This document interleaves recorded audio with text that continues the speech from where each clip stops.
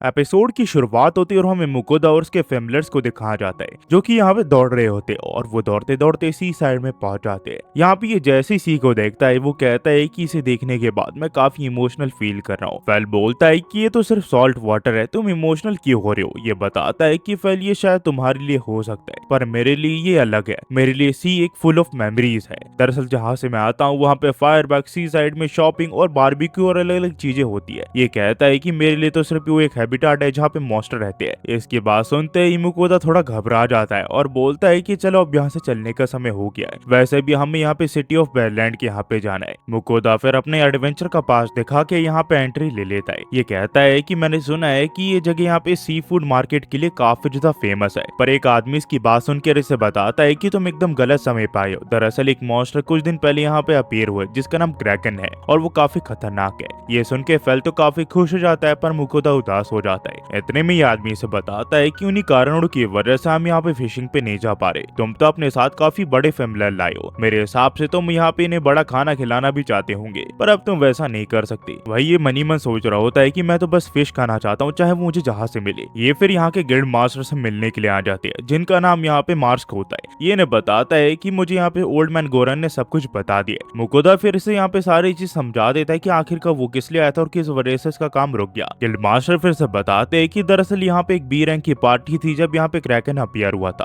पर उन्होंने इस मिशन को मना कर दिया जब उन्हें पता चला कि ये मॉन्स्टर कितना ज्यादा खतरनाक है। मैंने सुना है कि तुम यहाँ पे हाई लेवल की जॉब लेती हो, तो क्यों ना तुम यहाँ पे इस क्वेस्ट को लेके इसे यहाँ पे कंप्लीट कर दो। यहाँ पे इसे बोलने वाला होता है पर तभी फेल कहता है कि हाँ इसे हम पे छोड़ दो, मैं यहाँ पे क्रैकन खा चुका हूँ और वो काफी डिलीशियस होते हैं और उन्हें मारना मेरे बाएं हाथ का खेल है। ये कहता है कि क्या हम यहाँ पे क्रैकन भी खा सकते हैं। फेल बताता है कि हाँ। गिल्ड मास्टर कहता है कि ये तो अच्छी बात है कि तुमने इस जॉब को ले लिया, मुझे उम्मीद है कि तुम इसे कंप्लीट कर पाओगे। मुकुदा फिर इसे कहता है कि ठीक है, मैं इसकी प्रिपरेशन के लिए कुछ समय चाहता हूँ और हाँ क्या आप बता सकते हैं कि यहाँ पे मर्चेंट गिल्ड कहाँ पे। दरअसल मुझे एक हाउस को रेंट पे लेना है ताकि मैं और मेरे फैमिली वहाँ पे आराम से रह सके। ये बताता है कि चिंता मत करो, मैं वहाँ पे उन्हें लेटर लिख दूंगा जिससे वो तुम्हें एक बढ़िया सा घर दिलाएंगे और इन्हें सचमुच एक बड़ा सा मेंशन मिलता है जो कि पिछले वाले से भी काफी बड़ा होता है। चाहे हॉल हो, किचन हो या फिर बेडरूम, सब बड़े होते हैं। साथ ही मैंने यहाँ पे एक व्यू पॉइंट भी मिला होता है खिड़की से जो कि काफी सुंदर होता है। ये देख के मुकुदा कहता है कि सचमुच ये घर सचमुच काफी सुंदर है। तभी यहाँ पे सुई और डोरा कहते हैं कि काफी बड़े हैं, हम यहाँ पे थोड़ा खेलना चाहेंगे। वही मुकुदा सोचता है कि सुई और डोरा जब तक खेल रहे शायद मुझे कुछ बनाना चाहिए। तभी फेल बोलता है कि मेरे हिसाब से अब तुम्हें डिनर के लिए प्रिपरेशन शुरू कर देनी चाहिए। ये कहता है कि तुमने बिल्कुल सही कहा। ये फिर यहाँ पे किचन को देखने लग जाता है और सोचता है कि उसे क्या बनाना चाहिए।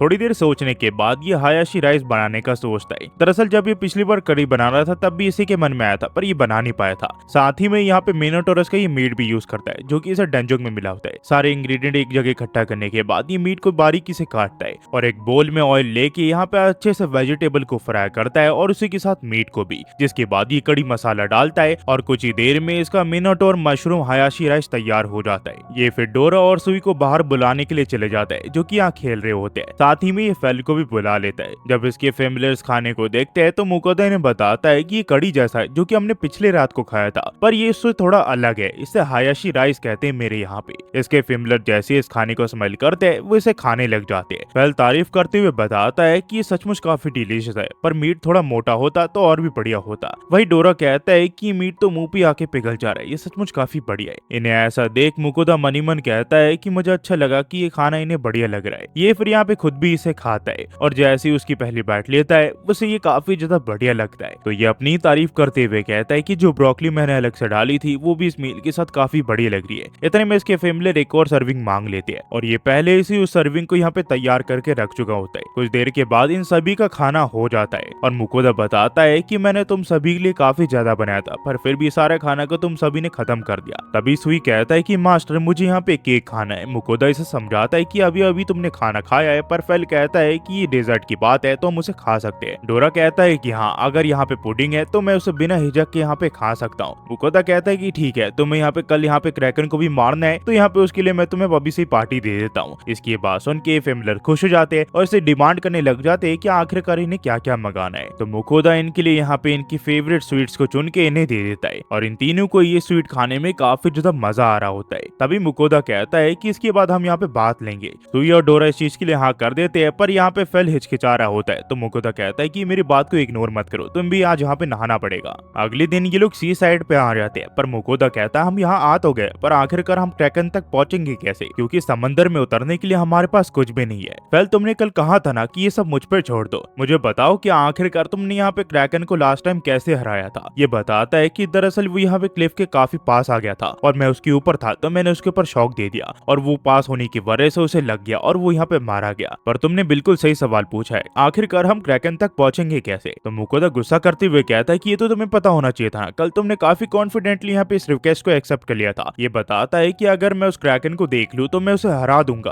तो मुकोदा उंगली का इशारा करते हुए कहता है कि क्या तुम्हें यहाँ पे कुछ दिख रहा है, आखिरकार तुम इसे हराओगे कैसे। चाहे जो भी हो, हमें यहाँ पे एक बोट ढूंढना पड़ेगा ताकि हम यहाँ पे समुद्र में उतर सके। ये यहाँ पे फिर लोगों से पूछने लग जाता है। ज्यादातर लोग इसका शुक्रिया कर रहे होते कि ये क्रैकन को हरा रहा है, पर बोट देने में सभी यहाँ पे हिचकिचा रहे होते हैं। साथ ही में फेल की साइज काफी बड़ी होती है, तो वो यहाँ पे बोट में ही फिट नहीं आ रहा होता है। यह देख के यहाँ पे मुकोदा काफी उदास हो जाता है और सोचता है कि आखिरकार वो क्या करे। तभी इसकी नजर सुई और डोरा पे जाती है, जो कि यहाँ पे एक फिश को पकड़ रहे होते हैं। यह देख के यहाँ पे मुकोदा को एक आइडिया आता है और अगले सीन में ये लोग सुई को बड़ा कर लेते हैं और उसके ऊपर चढ़ जाते हैं। यहाँ पे मुकोदा इसकी तारीफ करता है कि वो यहाँ पे बड़ा हो सकता है, इसी वजह से ये लोग क्रैकन के यहाँ पे जा सकते हैं। ये कहता है कि ये कंफर्टेबली आप वहां तक पहुंच जाएंगे, पर फिर ये उदास होकर बोलता है कि अगर ये नॉर्मल बोट होती तो हमें और ज्यादा मजा आता। तभी फैले से बताता है कि हमारे सामने कुछ है, मुझे अभी अभी यहाँ पे क्रैकन की प्रेजेंस महसूस हुई है, जो कि कुछ ही समय में हमारे सामने आ सकता है, तो तुम्हें अपनी कुर्सी की पेटी बांध लेनी चाहिए। ये देख के मुकोदा घबरा जाता है और उसे बोलता है कि मेक श्योर करना कि तुम्हारा बैरियर सुई के आसपास लगा हुआ है। ये कहता है कि हाँ, और मैं महसूस कर सकता हूँ कि मॉन्स्टर हमारे काफी ज्यादा करीब आ गया है। तभी यहाँ पे 2 मॉन्स्टर सी साइड से अपीयर हो जाते हैं, जिन्हें देख के यहाँ पे लोग घबरा जाते हैं। एक मॉन्स्टर तो क्रैकन होता है, पर दूसरा यहाँ पे इसे समझ नहीं आ रहा होता है, तो पहले से बताता है कि ये सी सरपेंट है, ये भी काफी ताकतवर होते हैं। इन दोनों के बीच में यहाँ पे लड़ाई चल रही होती है। तभी फेल डोरा को कहता है कि मैं यहाँ पे क्रैकन को संभाल लूंगा, क्या तुम सी सरपेंट को संभाल लोगे। डोरा बोलता है कि हाँ, ये सब तुम मुझ पे छोड़ दो, और ये दोनों मिलके अपने हमले इन दोनों के ऊपर छोड़ देते हैं। जैसे ये हमले इन दोनों को लगते हैं, ये यहाँ पे चित हो जाते हैं, इन्हें यहाँ पे लड़ने का ही मौका नहीं मिलता। मुकोदा कहता है कि तुम दोनों ने तो उसे ओवर पावर कर दिया,